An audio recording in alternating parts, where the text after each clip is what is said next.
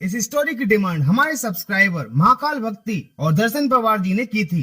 तो चलिए कि किसी आत्मा ने किसी इंसानी शरीर को अपने बस में कर लिया हो, पर ऐसा बेहद ही कम सुनने को मिलता है कि किसी जानवर की आत्मा ने किसी इंसानी शरीर को अपने बस में कर लिया हो। अगर हम यूरोपियन कंट्रीज की माने तो ये बात आम हो सकती है, पर भारत में ऐसा होना किसी अजूबे से कम नहीं है। ऐसी ही एक घटना घटी मध्य प्रदेश के बांधवगढ़ में, जहाँ एक शिकारी ने एक भेड़िए को पूर्णिमा के दिन उसको मार डाला और उसका श्राप उसके बेटे पर लग गया और वो बन गया एक भेड़िया मानव, जिसने पूरे गांव पर अपनी दहशत कायम कर दी।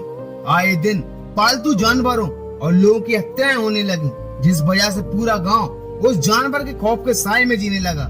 किसी को भी पता नहीं था कि ये जानवर आखिर है क्या। क्या कभी गांव वालों को उस जानवर से छुटकारा मिल पाएगा या मस्ता रहेगा मौत का तांडव। जानने के लिए देखिए ये पूरा वीडियो। एपिसोड की शुरुआत होती है और हम उस भैंसी दरिंदे जानवर को देखते हैं जो गांव में घुसकर एक गाय का शिकार करता है। और ऐसा उसने पहली बार नहीं कि पूरा गांव उस जानवर की दहशत में जी रहा था, जिससे तंग आकर गांव वालों ने वन अधिकारी कृष्ण कोड़ा से जाकर इसकी शिकायत की, या तो आप हमें जंगल में जाने की अनुमति दें या आप हमें वो जानवर से छुटकारा दिलाएं। जिस तरह वो जानवर हमारे पालतू जानवरों को मार रहा है, आज नहीं तो कल वो गांव वालों का भी शिकार करने लगेगा।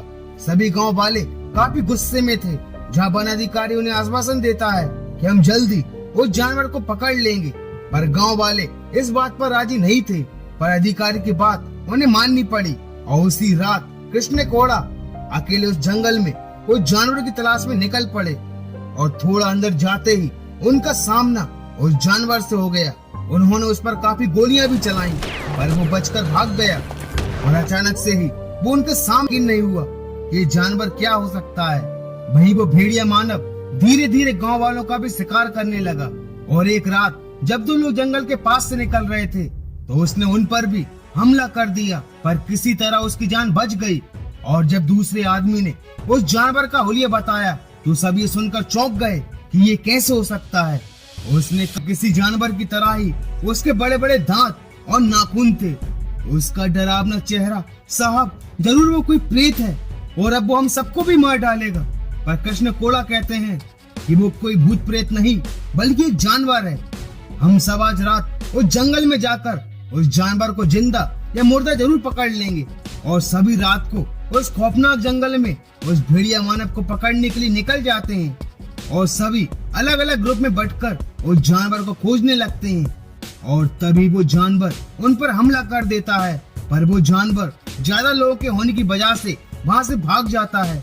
जब सभी काफी डर चुके थे और कृष्ण कोड़ा सभी से वहां से जाने के लिए कहता है, जहां उसे कुछ खून के धब्बे दिखाई देते हैं और वापस गांव आकर उस जानवर को पकड़ने का तरीका निकालते हैं, जिसे सब मान जाते हैं।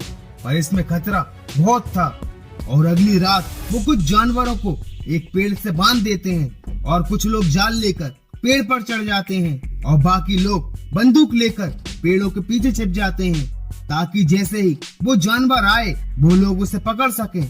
और थोड़ी ही देर बाद वो भेड़िया मानव जानवरों की आवाज सुनकर वहां आ जाता है और जानवरों की तरफ आगे बढ़ता है। पर उसे देखकर एक आदमी पेड़ से नीचे गिर जाता है, की तरफ बढ़ता है। वो काफी चिल्ला रहा था कि साहब बचा लो। पर कृष्ण कोड़ा कहते हैं कि चुप हो जाओ, हिलना डुलना बंद करो। और जैसे ही वो भेड़िया मानव हरिया की तरफ बढ़ता है वो फंस जाता है। ये सभी लोग पहली बार उस जानवर को अपनी आंखों से देखते हैं कि ये कोई जानवर नहीं बल्कि एक इंसान है, जो पूरी तरह से एक जानवर में बदल चुका है। और उसे बेहोश कर देने वाली दवा से बेहोश कर वापस से गांव लाया जाता है और उसे बांध दिया जाता है। पर अभी भी वो सभी पर हमला करने की कोशिश कर रहा था। जहाँ कृष्ण कोड़ा उससे बात करने की भी कोशिश करते हैं, पर वो उनकी बेटा कुछ सालों पहले गायब हो गया था। और कृष्ण कोड़ा तुरंत उसके माँ बाप को बुलाते हैं और वो भी उसे देखकर पहचान जाते हैं कि ये हमारा बेटा गुड्डू है। ये काफी खतरनाक है, किसी जानवर की तरह बर्ताव कर रहा है, ये आप पर भी हमला कर सकता है। पर उसकी माँ की बात उन्हें माननी पड़ती है और जैसे ही वो उसे खोलते हैं वो वहां से भाग जाता है। पर कृष्ण कोड़ा किसी तरह फिर से उस भेड़िया मानव को पकड़ लेते हैं। यह सभी गांव वाले उसे मारने के लिए कहते हैं, पर कृष्ण कोड़ा कहते हैं कि ये एक मानसिक भी गुड्डू के माँ बाप एक तांत्रिक को लेकर वहाँ आ जाते हैं, जहाँ वो तांत्रिक कहता है कि साहब बजरंगी ने पूर्णिमा के दिन एक भेड़िए को मार डाला था और उसी की आत्मा ने गुड्डू के शरीर पर कब्जा कर लिया। मैं इसे इस भेड़िए की आत्मा से मुक्त कर दूंगा। पर कृष्ण कोड़ा नहीं मानते, पर सभी के समझाने पर वो मान जाते हैं और वो तांत्रिक अपनी साधना शुरू कर देता है और देखते ही देखते गुड्डू पूरी तरह से ठीक हो जाता है। पर उस भेड़िए की आत्मा गुड्डू के शरीर को छोड़कर पास बैठे आदमी के अंदर घुस जाती है और वो भी किसी जानवर की तरह बर्ताव करने लगता है और हमला करने के लिए आगे बढ़ता है। पर वो तांत्रिक उसे भी उस भेड़िए की आत्मा से मुक्त कर देता है और हमेशा हमेशा के लिए उस भेड़िए की आत्मा को भी मुक्त कर देता है और गुड्डू पूरी तरह से ठीक हो जाता है। और इसी के साथ इस एपिसोड का भी दी एंड हो जाता है। तो दोस्तों लाइक और कमेंट्स करके जरूर बताना। अगर आप फेयर फाइल्स की और भी स्टोरीज को देखना चाहते हैं तो हमारे चैनल को सब्सक्राइब करना मत भूलना। तो मिलते हैं फेयर फाइल्स की एक और दहशत भरी खौफनाक स्टोरी के साथ। And thank you so much for watching this video.